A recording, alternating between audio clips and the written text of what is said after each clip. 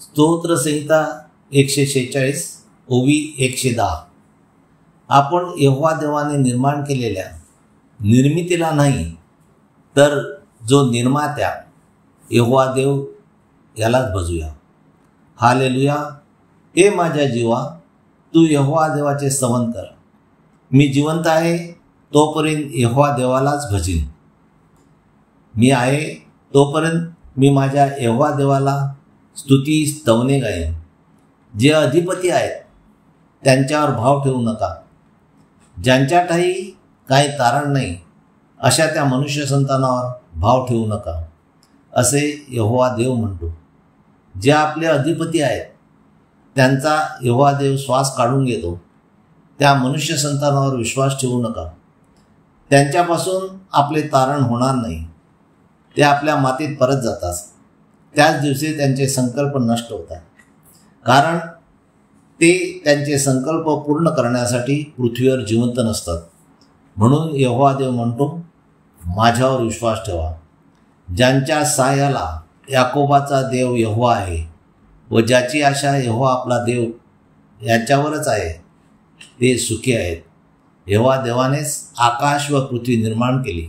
त्याने समुद्र व त्यातले सर्व निर्माण केले.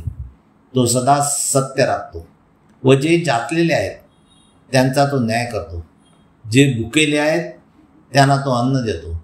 यहोवा देव जे बंदिवानात आहेत त्यांना मोकळे करतो. यहोवा देव आंधळ्याचे डोळे उघडतो. यहोवा देव चिंतेने व गरिबीमुळे वाकून गेलेल्यांना उभे करतो. यहोवा देव जे न्यायी आहेत त्यांच्यावर प्रीती करतो. यहोवा देव जे दुसऱ्या देशात उपरी आहेत त्यांचे रक्षण करतो.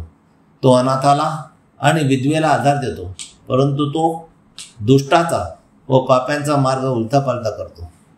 यहोवा देव म्हणतो, मी सर्व काळ राज्य करेन. हे सियोना, तुझा देव पिढ्यानपिढ्या राज्य करेल. हालेलुया. येशू ख्रिस्त म्हणतो, मी जगाच्या अंतापर्यंत तुमच्याबरोबर आहे. त्यामुळे येशू ख्रिस्त आजच्या घडीला आपल्या बरोबर आहे. मलाकी 4 ओवी 5 ते 6. सैन्याचा यहोवा देव म्हणतो, मी येण्याअगोदर पृथ्वीवर तापमान वाढेल.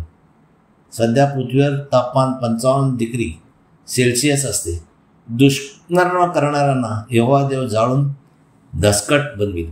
यहोवा देव पृथ्वीवर राज्य करण्यासाठी येणार आहे. तो दिवस मोठा व भयंकर दिवस असेल. त्यापूर्वी मी तुमच्याकडे एलिया भविष्यवाद्याला पाठवीन आणि तो बापाचे हृदय मुलाकडे आणि मुलाचे हृदय बापाकडे फिरवेल. नाहीतर कदाचित यहोवा देव येईल.